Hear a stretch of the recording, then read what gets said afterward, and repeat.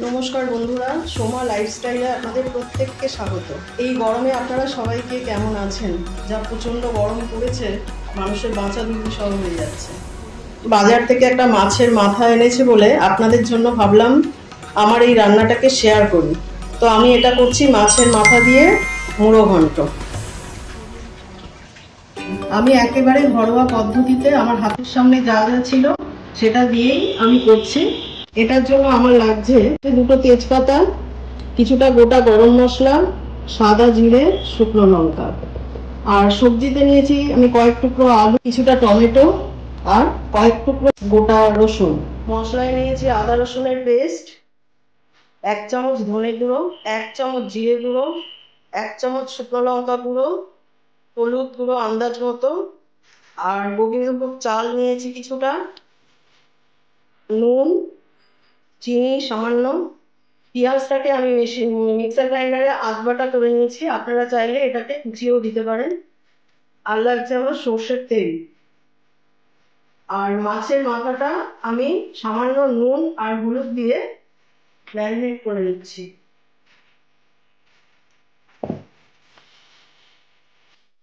কড়া গরম হয়ে গেছে, এরপর আমি একটু কড়ায় সর্ষের তেল দিলাম।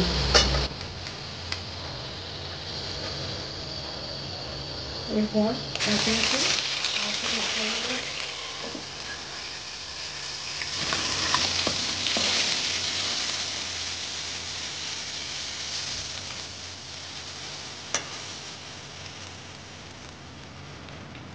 মাছের মাথাগুলো ভাজা হয়ে গেছে। দুটো তেজপাতা, কিছুটা গরম মশলা, দুটো শুকনো লঙ্কা আর 1 চামচ সাদা জিরে ফোড়নে দিলাম। এরপর কেটে রাখা আলুগুলো দিয়ে দিলাম।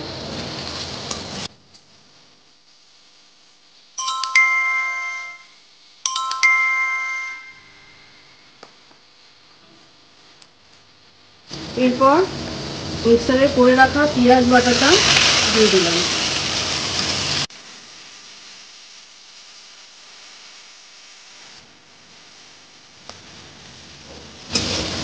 মিডিয়াম ফ্লেমে করলে রান্নাটা ঠিকঠাক হবে।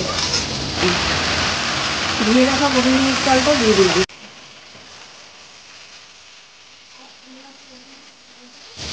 এরপর টমেটো আর কিছুটা গোটা রসুন দিয়ে দিলাম।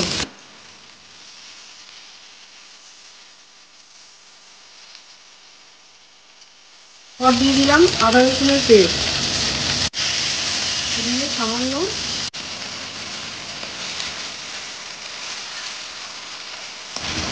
এরপরে হলুদ গুঁড়ো দিলাম 1 চামচ,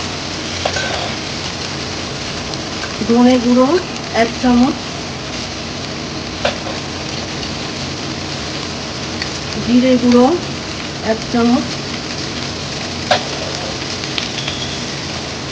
শুকনো লঙ্কা গুঁড়ো আমি 1 চামচ দিয়েছি, আপনারা ঝাল যতটা লাগবে ততটা দেবেন। চিনি দিলাম 1/2 চামচ আর নুন 1 চামচ।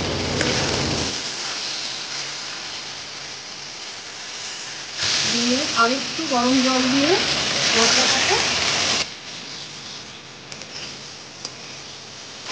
মশলাটা যতক্ষণ না তৈরি করে এইভাবে কষাতে হবে।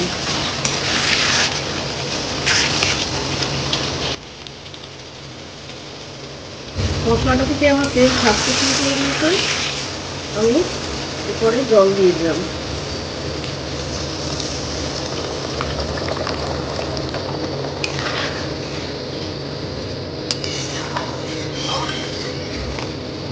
এরপরে মাছের মাথাগুলো দিয়ে দিলাম। আর মাছের মাথাগুলো আমি ভেঙে দিচ্ছি না, কেননা আমার মনে হয় মাছের মাথাগুলো পুরোপুরি ভেঙে দিলে অতটা ভালো লাগে না। মাছের মাথা খাওয়ার যে মজা, সেই মজাটা পাওয়া যায়। তাই জন্য আমি কয়েক টুকরো ভেঙে দিয়েছি, কয়েকটা গোটাই রেখেছি। এবার একটু ঢাকা দিয়ে 2 মিনিট ফুটতে দিতে হবে।